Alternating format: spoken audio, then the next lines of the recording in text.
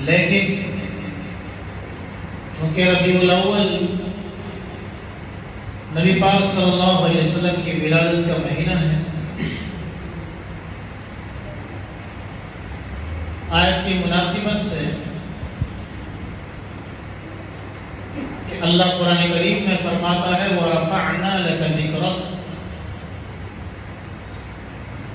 کہ اے نبی ہم نے آپ کے لیے آپ کے ذکر کو بلند کر دیا۔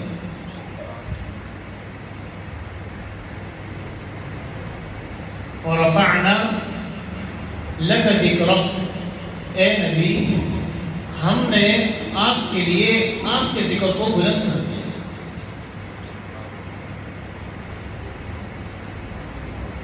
تو مہینہ بھی اسی مناسبت سے ہے،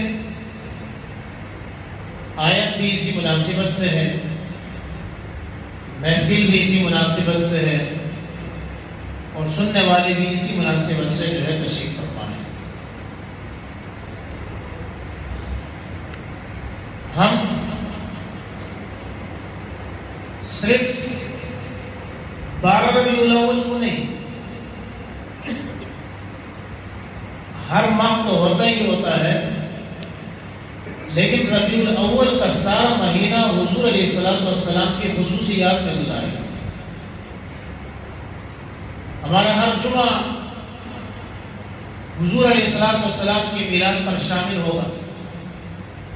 ہمارے ہر جمعے کا موضوع اور مضمون 12 ربیع الاول میں نبی پاک صلی اللہ علیہ وسلم کے ذات پر جو ہے مشتمل ہوتا ہے، اور یہ اس لیے نہیں کہ ہم نبی علیہ السلام کا ذکر کریں گے تو نبی علیہ السلام کا مقام بلند ہوگا۔ اللہ نے جو مقام دیا وہ بلند ہی بلند ہے۔ اللہ نے مقام محمود سے نوازا، بلند ہی بلند ہے۔ اللہ نے کوثر سے نوازا، بلند ہی بلند ہے۔ اللہ نے اخلاق عظیمہ سے نوازا، بلند ہی بلند ہے۔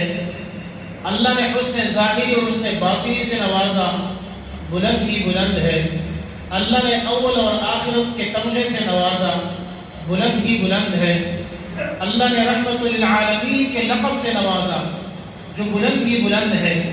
اللہ تبارک و تعالی نے رسولا جمیعا منکم کے لقب سے نوازا کہ بلند ہی بلند ہے۔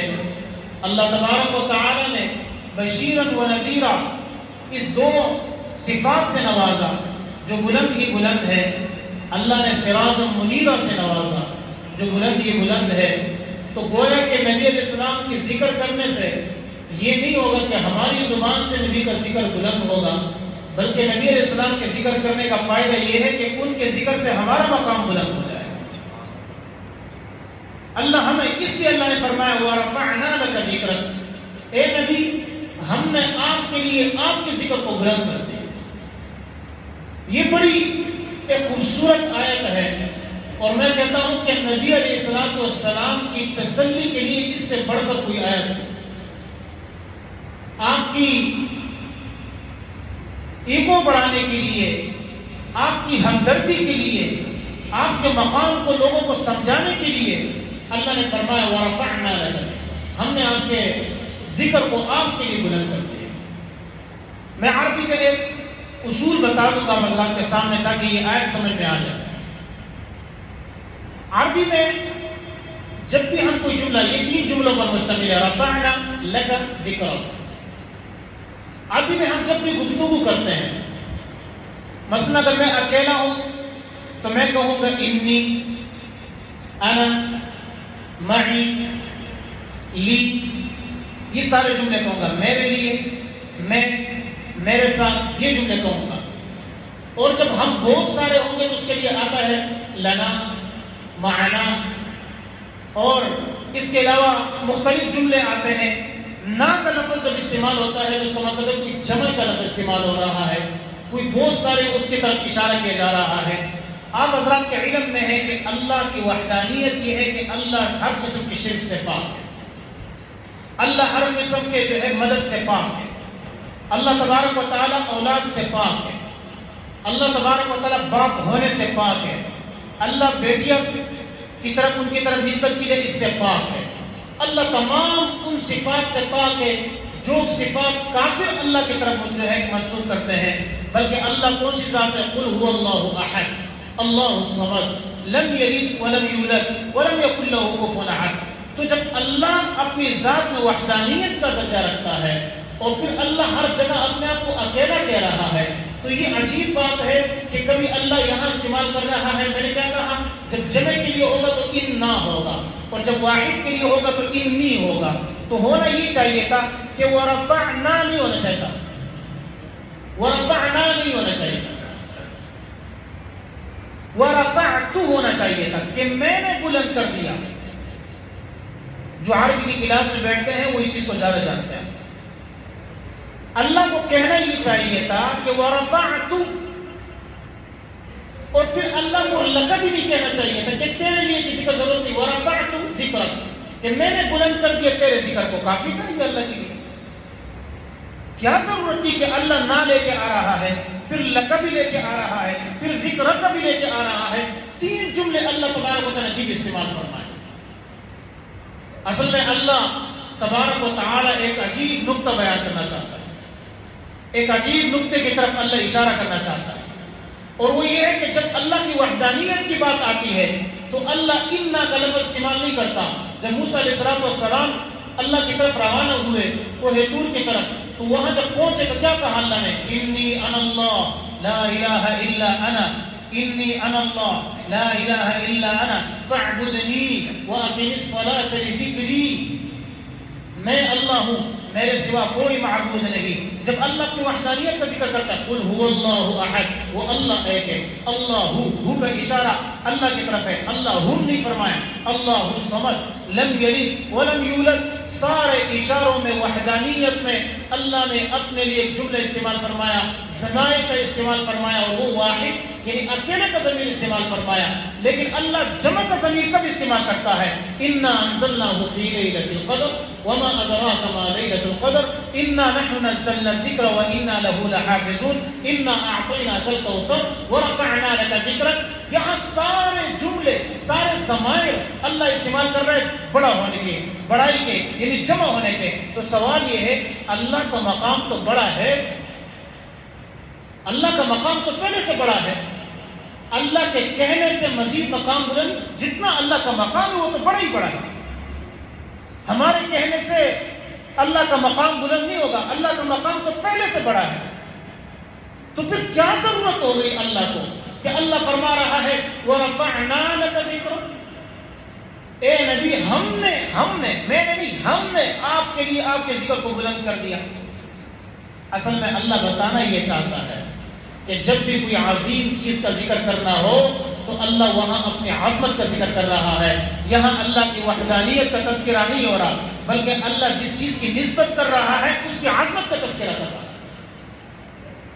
قرآن عظیم ہے تو فرمایا انا انزلناہ فی لیلۃ القدر، ہم نے اس قرآن کو نازل کیا لیلۃ القدر کی رات۔ جب کوثر کی بات آتی ہے تو فرماتے ہیں انا اعطیناک الکوثر، ہم نے تمہیں کوثر عطا کر دیا۔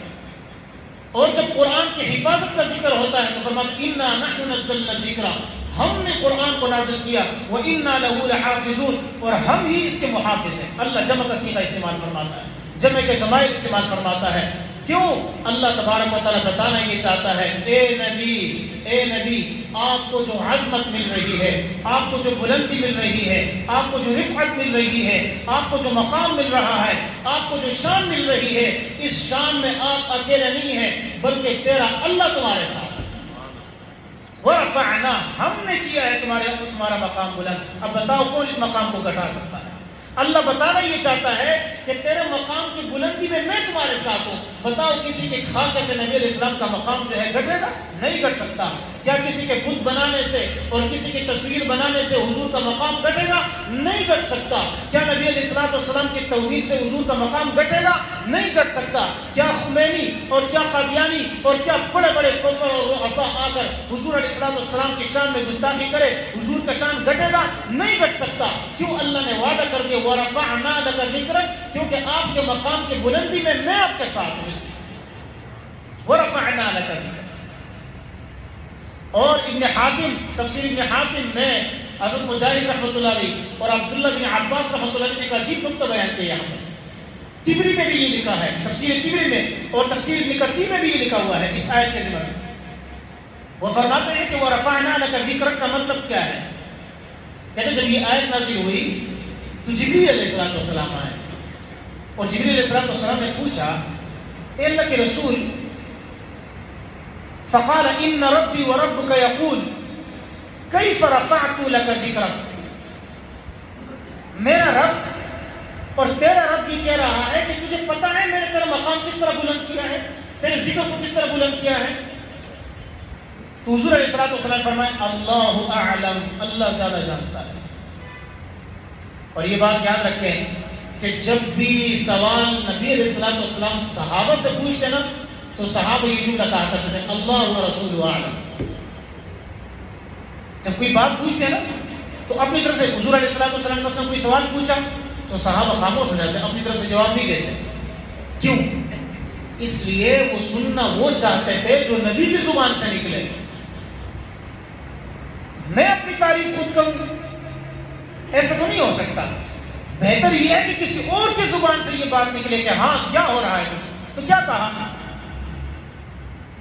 صحابہ سے پوچھتے حضور علیہ السلام سوال تو صحابہ کہتے اللہ و رسول اعلم، ہمیں نہیں پتا، سر جھکا دیتے اللہ اور اس کے رسول جانتے ہیں، ہمیں نہیں پتا اس چیز کا۔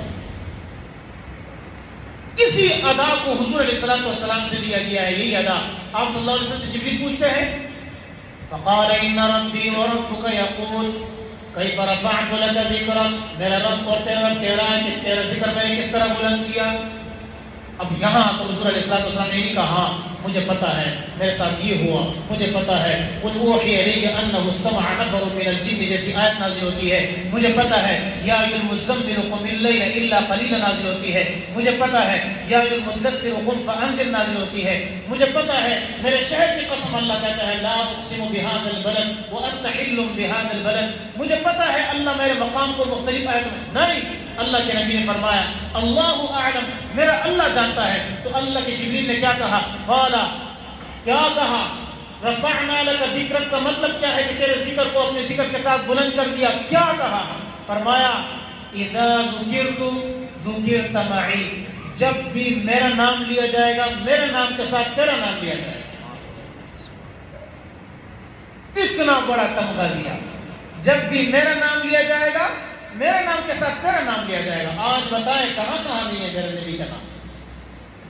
جو آپ اٹھا کر دے کے قرآن اٹھا کر دے کے نبی کے نام کے ساتھ کیا الحمدللہ رب العالمین الرحمن الرحیم مالک یوم الدین ایاک نعبد و ایاک نستعین اہدنا الصراط المستقیم صراط اللہ، پورا غیر المغضوب علیہم ولا الضالین، ختم ہو گئی اللہ کی تعریف۔ اللہ کا نام لیا گیا الف لام میم ذالک الکتاب لا ریب فیہ ھدی للمتقین الذین یؤمنون بالغیب ویقیمون الصلاة ومما رزقناهم ينفقون والذین یؤمنون بما انزل الیک وما انزل من قبلک والذین یؤمنون بما انزل الیک۔ اللہ نے فوراً اپنے نبی کا تذکرہ شروع کر دیا۔ آج آپ پوری دنیا یہ اٹھا کر دیکھیں، آپ کو سائنسی تحقیق میں یہ بات ملے گی کہ جب اذان فجر شروع ہوتی ہے انڈونیشیا کی جزائر سے جب اذان فجر شروع ہوتی ہے انڈونیشیا سے، سب سے پہلے فجر کی اذان انڈونیشیا سے شروع ہوتی ہے، سب سے پہلے فجر کی اذان انڈونیشیا سے شروع ہوتی ہے، اور انڈونیشیا سے ہوتے ہوتے مختلف ممالک میں الجزائر کی طرف مشرق کی طرف جاتی ہے، مغرب کی طرف جاتی ہے، پھر برما کی طرف آتی ہے، پھر جو ہے صومالیہ کی طرف آتی ہے، پھر بنگلہ دیش کی طرف آتی ہے، اور پھر جو ہے ڈھاکہ کی طرف آتی ہے، ہوتے ہوتے پھر گوادر کی طرف آتی ہے، 40 منٹ کا فاصلہ جو ہے جکارتا کی طرف آتی ہے، پھر جو ہے یہ گوادر کی طرف یہ اذان کی آواز آتی ہے، یعنی یہ ہو رہی ہے، مسلسل ہو رہی ہے، ایک سیکنڈ کا بھی فرق نہیں آ رہا، ایک اذان ختم دوسری اذان شروع، ایک اذان ختم فجر کی دوسری شروع، یہاں تک کہ یہ گوادر کی طرف آتی ہے، کراچی کی طرف آتی ہے، کراچی سے جو ہے پاکستان پورے پاکستان میں پھیلتی ہے، پھر افغانستان میں جاتی ہے، افغانستان سے پھر ترک کی طرف جاتی ہے اور استنبول کی طرف جاتی ہے، یہ سارا علاقہ طے ہوتے ہوتے مغرب ممالک میں یہ اذان گونج رہی ہے، واپس آ کر ابھی فجر کی اذان پوری دنیا میں ختم نہیں ہوتی ہے، اللہ ظہر کی اذان کو بلند کر دیتا ہے، ابھی ظہر کی اذان ختم نہیں ہوتی ہے اللہ عصر کی اذان کو بلند کر دیتا ہے، عصر کی اذان ختم نہیں ہوتی ہے، اللہ مغرب کی اذان کو بلند کر دیتا ہے، پھر اللہ عشاء کی اذان کو بلند، عشاء کی اذان ختم نہیں ہوتی ہے کہ پھر دوبارہ انڈونیشیا میں فجر کی اذان شروع ہوتی ہے، اللہ اکبر اللہ اکبر اللہ اکبر اللہ اکبر اشہد ان لا الہ الا اللہ اشہد ان لا الہ الا اللہ، جیسی اللہ کا نام لیا واشہد ان محمد رسول اللہ، اس کے فرمایا ورفعنا لک ذکرک، جب بھی میرا نام لیا جائے گا میرے نام کے ساتھ تیرا نام لیا جائے گا۔ کیا کافر اسلام کو بٹھا سکتا ہے؟ وہ کوشش کرتا ہے کہ کافر اسلام کو بٹھائے، نہیں ہو سکتا۔ اور تم کو اپنی کتابوں سے پہلے دیکھ لو، تمہاری کتابوں میں سب سے پہلے دنیا کی عظیم شخصیات میں سے جو دنیا، پوری دنیا جس کو مانتی ہے، جو دنیا کا فیورٹ بندہ ہے، سب سے پہلے اگر نام لکھا گیا تو محمد صلی اللہ علیہ وسلم لکھا گیا۔ یہ ہے وَرَفَعْنَا لَكَ ذِكْرَكَ، کہ ہم تمہارے لیے تمہارے مقام کو، تمہارے ذکر کو بلند کر دیں گے۔ اور پھر عبداللہ بن عباس نے تو ایک اور جملے کا اضافہ کر دیا۔ میں نے تو صرف یہ کہا نا کہ کیا کہا جبریل نے، اذا ذکرت ذکرت معی، جب بھی میرا ذکر کیا جائے گا میرے ساتھ تمہارا ذکر کیا جائے گا۔ یہ یہاں تک نہیں ہے، بلکہ عبداللہ بن عباس رضی اللہ عنہ اور حضرت مجاہد رحمۃ اللہ علیہ کا قول نقل کیا گیا ہے ابن حاتم نے، وہ فرماتے ہیں کہ یہاں کچھ اور اضافہ ہے، اور وہ کیا ہے؟ اور وہ یہ ہے کہ جب بھی لا اذکر میرا ذکر نہیں کیا جائے، صرف میرا ذکر نہیں کیا جائے، جب تک میرے محبوب کا ذکر نہیں کیا جائے۔ اندازہ لگائیں اتنا اضافہ، یہ نہیں کہا کہ اگر میرا ذکر کرنا ہے تو میرے محبوب کا ذکر لازم ہے۔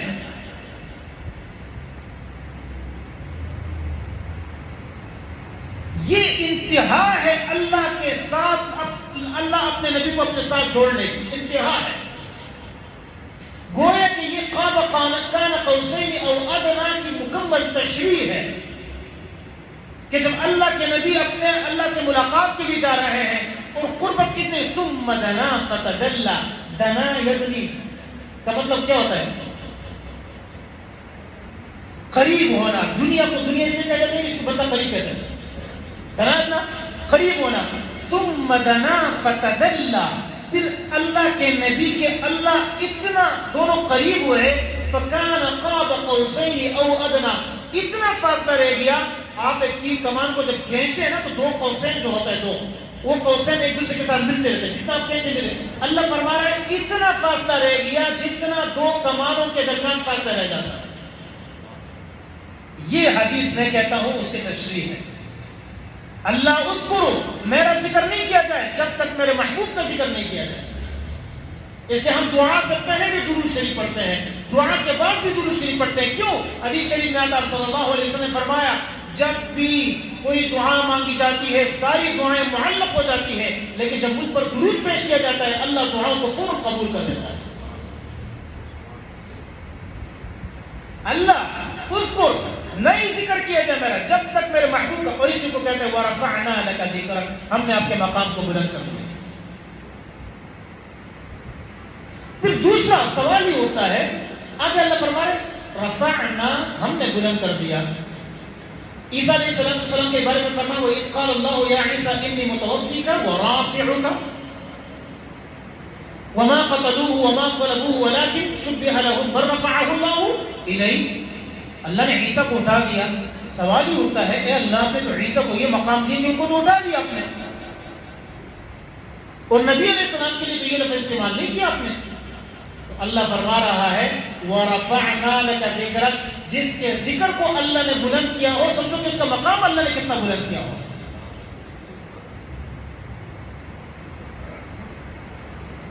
ایسے نہیں ہمارے نبی، اتنے آسانی سے ملنے والے نبی بھی نہیں ہے۔ موسیٰ علیہ السلام کی دعائیں اللہ مجھے اس امت میں پیدا فرما، اتنے آسانی سے ملنے والے نبی نہیں ہے۔ عیسیٰ علیہ السلام کی دعائیں اللہ اس امت میں مجھے پیدا فرما دے۔ اس میں تو عیسیٰ علیہ السلام آئیں گے، نبی بن کر نہیں آئیں گے، امتی بن کر آئیں گے۔ اتنا سب شکر کریں، اللہ کا لاکھ لاکھ شکر کریں کہ اللہ نے ہمیں مسلمان اور پھر امت محمدی میں پیدا فرمایا۔ ہمارے لیے صرف اتنا کافی ہے کہ ہمارا نبی کون ہے؟ محمد صلی اللہ علیہ وسلم. یہ ہمارے لیے کافی ہے. اس لیے سارے انبیاء اللہ نے فرمایا وَجِئْنَا بِكَ عَلَىٰ هَٰؤُلَاءِ شَهِيدًا. اس دن کو یاد کرو کہ ہر نبی اپنی امت پر گواہ بنے گا، اور اے نبی ہم آپ کو ساری امتوں پر گواہ بنا دیں گے. کیوں؟ اس لیے کہ ہر نبی کا امت قیامت کی کیا کہے گا؟ وہ کہے گا فلاں نبی فلاں نبی فلاں نبی، اور ہم کیا کہیں گے؟ محمد نبی، ہمارے نبی. اس لیے شاید میں اکثر سے پڑھتا ہوں نا، ہے سراپا اجالا ہمارا نبی، رحمت حق تعالی ہمارا نبی، رب کا محبوب ہے رب کا پیارا نبی، ہے سب نبیوں سے پیارا ہمارا نبی. آ گیا جو حلیمہ کے آغوش میں، آمنہ کا دلہارا ہمارا نبی. پتھروں جھٹ سے پڑھنا کلمہ ہے تمہیں، جب کرے گا اشارہ ہمارا نبی. روز محشر میں دور سے پکاریں گے ہم، وہ ہمارا ہمارا ہمارا نبی. یہ ہے وَرَفَعْنَا لَكَ ذِكْرَكَ کہ ہم نے آپ کے لیے آپ کے مقام کو، آپ کے ذکر کو بلند کر دیا. کیا ہوا عیسیٰ علیہ السلام؟ ذرا آیت کی طرف آتے ہیں. اللہ فرما رہا ہے اِذْ قَالَ اللَّهُ يَا عِيسَى ابْنَ مَرْيَمَ اذْكُرْ نِعْمَتِي عَلَيْكَ وَعَلَىٰ وَالِدَتِكَ إِذْ أَيَّدتُّكَ بِرُوحِ الْقُدُسِ تُكَلِّمُ النَّاسَ فِي الْمَهْدِ وَكَهْلًا وَإِذْ عَلَّمْتُكَ الْكِتَابَ وَالْحِكْمَةَ وَالتَّوْرَاةَ وَالْإِنْجِيلَ. آگے فرماتا ہے وَإِذْ تَخْلُقُ مِنَ الطِّينِ كَهَيْئَةِ الطَّيْرِ بِإِذْنِي، جب تم مٹی سے کیا پرندے بناتے تھے میرے حکم سے. وَإِذْ تُخْرِجُ الْمَوْتَىٰ بِإِذْنِي، مردوں کو زندہ کرتے تھے میرے حکم سے. یہ سارا اللہ فرماتا بِإِذْنِي، میرے حکم سے. لیکن اپنے نبی کے بارے میں کیا فرمایا؟ یا ایھا النبی انا ارسلناک شاہدا ومبشرا ونذیرا وداعیا الی اللہ باذنہ وسراجا منیرا. ذرا جملہ غور کریں. یہاں میں رفعنا لک ذکرک کی ایک ایسی تشریح کر رہا ہوں جو میں نے ایک شیعہ عالم سے لی ہے. ٹھیک ہے نا؟ اور اس میں کوئی قباحت نہیں ہے کہ آپ کسی علمی نکتے کو کسی سے بھی لے لیں. ہے وہ بندہ جھوٹا لیکن بات سچ کر گیا ہے. کیوں؟ اس لیے کہ بندہ جھوٹا ہو بات سچ کر سکتا ہے. حضرت ابو ہریرہ رضی اللہ عنہ صدقے کے جو ہے مال اس پر متعین تھے، اس کی حفاظت پر. صدقے کا خوراک مال و غلہ پڑا ہوا تھا، پوری رات حفاظت کرتے. رات کو شیطان آیا، رات کو آیا شیطان. اب ابو ہریرہ نے نہیں پہچانا، چوری کرنے لگا. ابو ہریرہ نے پکڑ لی. مجھے چھوڑ دو، میرے بچے ہیں، اللہ کا واسطہ ہے مجھے. میں ابو ہریرہ کو ٹھیک ہے جاؤ. جب صبح حضور علیہ السلام کے مجلس میں آئے نا تو حضور علیہ السلام نے پوچھا اے ابو ہریرہ تیرے رات کے چور کا کیا بنا؟ یہ ہے ورفعنا لک ذکرک، یہ پہلے سے تجھے تیرے رات کے چور کا کیا بنا؟ پھر رسول بڑا وہ اس نے التجا کی میں اپنے مار کی. اگلے دن اگلی رات پھر آیا، پھر ابو ہریرہ نے پکڑ لیا، پھر اس نے اسے التجا کی، پھر چھوڑ دیا. پھر صبح ہوئی، حضور علیہ السلام نے فرمایا اے ابو ہریرہ تیری رات کے چور کا کیا بنا؟ بس اس طرح چھوڑ. تیسری رات پھر آیا، اب پکڑ لیا. تو ابو ہریرہ رضی اللہ عنہ فرماتے ہیں میں اب تجھے چھوڑوں گا نہیں، سیدھا حضور کے پاس لے کے جاؤں گا. میں نے کہا دیکھو میری پاس، میں ہوں شیطان اور میں تجھے ایک ایسا کلمہ بتاتا ہوں تو وہ پڑھے گا تو مجھ جیسے بندوں سے اللہ تمہاری حفاظت فرمائے، مجھ جیسے مخلوق سے. کیا ہے کہ اللہ لا الہ الا هو الحی القیوم لا تأخذه الى آخر. یہ آیت الکرسی پڑھ لیا کرو، آپ کی حفاظت ہوا کرے گی. جب صبح حضور علیہ السلام کے مجلس میں تو پھر حضور علیہ السلام نے پوچھا وہ رہتے رات کے چور کا کیا ہوا؟ تو عرض کیا اللہ کے رسول وہ بات جو ہے وہ اسی طرح آئے، لیکن اس نے مجھے ایک بات بتائی. کیا بات بتائی؟ کہنے لگا آیت الکرسی پڑھ لیا کرو، مجھ جیسے مخلوق سے تیری حفاظت. نے کہا ہے تو جھوٹا لیکن بات سچ کر گیا. لہٰذا ناراض نہیں ہونا، اگر میں نے بات کر دی تو فوراً آپ کے چہروں کا جو وہ تھا نا تاثر میں سمجھ گیا، اس لیے میں نے دلیل دے دی. اللہ نے ذہن میں دلیل ڈالی. ہے وہ جھوٹا لیکن بات سچ کر گیا. کہنے لگا اللہ قرآن کریم میں عیسیٰ علیہ السلام کے بارے میں فرما رہا ہے جو وہ مردوں کو زندہ کرتے میرے حکم سے، میری ذات کے بغیر نہیں کر سکتا. یعنی ان کو. اور پھر فرماتا ہے اللہ جب وہ مٹی سے کیا بناتا ہے، پرندے بناتا ہے، تو اس میں پھر روح پونگتا ہے. کس وجہ سے؟ میرے حکم سے. یعنی ان کو پرندے بنانے میں میرے حکم کی ضرورت ہے، ان کو اس میں روح پونگنے کی میرے حکم کی ضرورت ہے، پھر اس میں کیا ان کو اڑانے کی میرے حکم کی ضرورت ہے. قبروں سے مردوں کو نکالنے کی میرے حکم کی ضرورت ہے، اس میں جو ہے جان ڈالنے کی میرے حکم کی ضرورت ہے، لیکن اپنے نبی کے بارے میں فرمایا یا ایھا النبی انا ارسلناک شاہدا ومبشرا ونذیرا وداعیا الی اللہ باذنہ، کہ تم اللہ کے حکم سے داعی بن چکے ہو۔ اب کیا ہوگا؟ تم آسمان کی طرف چاند کی طرف اشارہ کر دو، اللہ تیرے جو ہے اشارے سے چاند کے 2 ٹکڑے کر دے گا۔ تم ستاروں تم کیا کرو؟ تم سورج کے بارے میں حکم دے دو، اللہ سورج کو واپس لوٹا دے گا۔ تم اپنے ہاتھوں کو اٹھاؤ اور ایک دفعہ مانگو کہ اللہ اس پہاڑ کو کیا کر دے، سونے کا کر دے، اللہ کر دے گا۔ تم درخت کو اشارہ کر دو، وہ زمین کو چیرتا ہوا آ کر آپ پر درود پیش کر دے گا۔ تم کیا ہے، اپنے ہاتھوں کو اٹھاؤ اور پانی میں ڈال دو اور پھر نکالو، اللہ اس سے جو ہے کیا کرے گا، نہر کو جاری کر دے گا۔ تم اپنے لعاب مبارک صحابی کے آنکھ میں لگا دو، اللہ اس کو ٹھیک کر دے گا۔ تم اپنے جو ہے لعاب مبارک اسقیتم کے آنکھوں میں لگا دو، اللہ اس کے آنکھوں اشوب چشم کی بیماری کو دور کر دے گا۔ تم صحابی جس نے گستاخ رسول کو قتل کیا اور راستے میں ان کی ٹانگ ٹوٹ گئی، ان پر اپنا لعاب مبارک کیا، اپنا ہاتھ صرف لگا دو، اللہ اس کو بھی شفا نصیب فرمائے۔ یہ ہے ہمارے نبی، اس کو کہتے ہیں رفعنا لک ذکرک، کہ ہم نے آپ کے لیے آپ کے مقام کو اب بلند کر دیا ہے۔ اب کیا ہوگا؟ موسیٰ علیہ السلام کیا کہیں لکا، اللہ نے فرمایا تیرے لیے بلند کر دیا ہے۔ کیا یعنی ہر بندہ چاہتا ہے کہ اللہ کو راضی کرے، اللہ کے لیے کرتے ہیں التحیۃ للہ والصلوات۔ اس جمعے کے دن ایک ساتھی نے سوال پوچھا کہ حضور اللہ اپنے نبی پر کس طرح درود پیش کرتے ہیں؟ میرے ذہن میں جواب نہیں ہے، میرے ذہن میں جواب، لیکن جو ہی نماز کے لیے کھڑا ہو رہا تھا کہ اللہ یہ کیسے جواب، سوال بڑا خوبصورت ہے اور جواب میرے ذہن میں نہیں۔ جیسے نماز کے لیے کھڑا ہو رہا تھا تو فوراً جب اتحیات میں پہنچا تو مجھے یاد آ گیا کہ اللہ نے جواب یہاں رکھا ہوا ہے، اللہ نے جواب وہاں رکھا ہوا ہے، اور میں ڈھونڈ رہا ہوں کہ ہم کیسے سلام کرتے ہوں گے۔ کیا فرمایا اللہ سے ملاقات، التحیۃ للہ والصلوات والطیبات السلام۔ تو یہ جب یہ مکمل کیا، اللہ نے کہا السلام علیک ایھا النبی ورحمۃ اللہ وبرکاتہ۔ اللہ اپنے نبی پر اس قسم کا درود پیش کرتا ہے۔ جواب وہاں چکا ہوا تھا اور میں ڈھونڈ رہا تھا کہ کہاں ہے۔ یہ ہے وہ مقام کی بلندی کہ پوری نماز اللہ کے لیے ہے، تیری پوری نماز اللہ کے لیے ہے، لیکن اشہد اللہ کے بعد تیری نماز تو مکمل ہوگی۔ یہ نماز کی قبولیت اب اللہ نے محدود کر کے رکھی ہے، اللہ نے محفوظ کر کے رکھی ہے، اللہ نے منحصر کر کے رکھی۔ کس چیز پر؟ جب تو یہ ساری نماز مکمل کر لیتا ہے۔ آپ صلی اللہ علیہ وسلم نے فرمایا اذا قلت هذا وفعلت هذا فقد تم الصلاۃ، جب تم یہ کہو اور یہ عمل کرو تیری نماز مکمل ہے۔ اب اے اللہ اس کو قبول کس طرح کریں گے؟ تو اللہ نے فرمایا پڑھو فوراً درود، اللهم صل على محمد وعلى آل محمد كما صليت على ابراہیم وعلى آل ابراہیم انك حمید مجید۔ جیسے ہی ساری عبادت مکمل ہو جاتی ہے، درود سے اس عبادت کی قبولیت کے جو ہے وہ شروع کیا جاتا ہے۔ اس کو کہتے ہیں ورفعنا لک ذکرک۔ تو کوئی نبی علیہ السلام کی عزت کو گھٹا نہیں سکتا، جتنی وہ کرے گا گستاخی اتنی اپنی اس کی عزت گھٹے گی۔ کوئی صحابی کی عزت کو گھٹا نہیں سکتا، جتنی وہ کرے گا اللہ اس کو اسی طرح ذلیل و خوار کرے گا۔ وہ بادشاہ مختصر سا وہ جو مدینہ میں تھا اور جو ہے کافروں نے منصوبہ بنایا کہ حضور علیہ السلام کے روزے سے آپ صلی اللہ علیہ وسلم کا جسم نکالا جائے۔